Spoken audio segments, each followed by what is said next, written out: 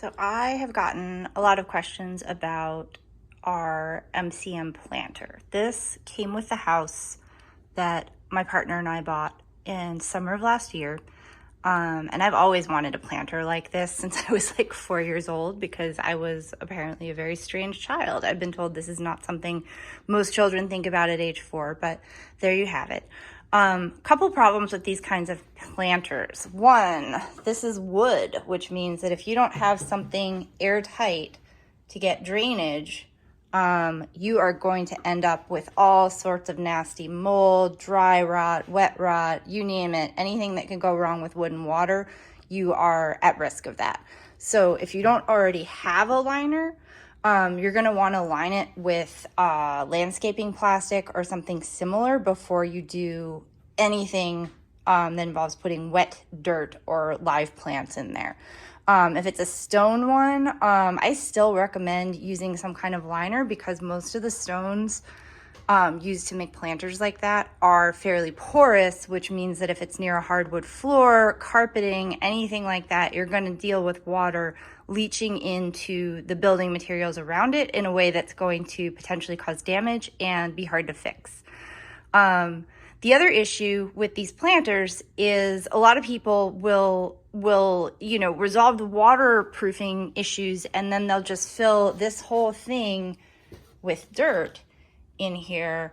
But the problem with that is that if one of your plants gets sick, because these are big planters, so you're not going to have just one plant in there, right? If one of your plants gets sick, that disease is going to spread through the soil and potentially infect all the plants in the planter and take out everything that's in there. So a good solution that I hit on after kind of researching what the options were is to find a pot size that fits inside the planter pretty tightly. You can see these are, I think, 4.75 inch gray planters from IKEA. I did a lot of research on the measurements and like what they were made of and everything. These did not come with holes drilled in the bottom. I strongly recommend drilling drainage holes if you're going to use pots that don't come with them. So plastic or ceramic with a ceramic drill bit is going to be something you need. It's also a good idea to assess the light and moisture conditions where the planter is, because you can't move the planter. So all of these plants that I have in here are they're medium humidity and low light plants. Finally, I have a whole bunch of extras of these sitting around that I can put new plant starts in. I basically have a bunch of alternates cooking at all times, and I'll show you what that looks like because I'm just about to replace one. Excuse my messy kitchen. My partner just did a big grocery shopping because there's like nothing in the stores and we're afraid of Omicron. So here's one of the ones that I've had out here. There's a mini monstera. And that's gotten some good light and it's nicely established. So after sitting in a somewhat brighter windowsill, I'm not worried about moving it to a place where it's going to get a little bit less light and where it's going to have that slight draft from the door, for example. And the cool thing about this is I pop it in, there it is. Now that's just going to chill there.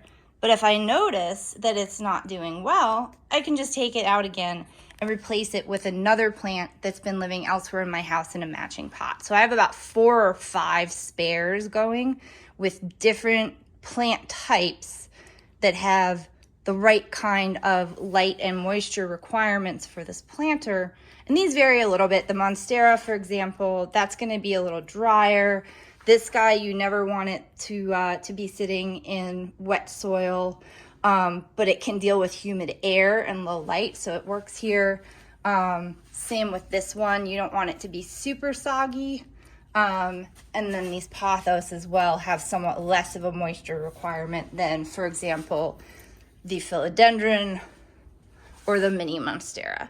But they all go together pretty well, and it's easy enough to just pull one out and move it to a place it likes better if I notice that a single plant is starting to get sick, and that doesn't ruin the aesthetics, nor does it spread to the other plants. So that's my mini lesson on how to do one of these planters. As you can see, I'm still sort of experimenting with some of the climbing ones. I'm alternating climbing and non-climbing. There's all sorts of stuff you can do, but if you follow those general tips, which I honestly just learned from trial and error, you can maintain one of these relatively easily, and just kind of have it on set it and forget it mode once your plants are established and you have some alternates picked out. Anyway, I hope that was helpful. Enjoy.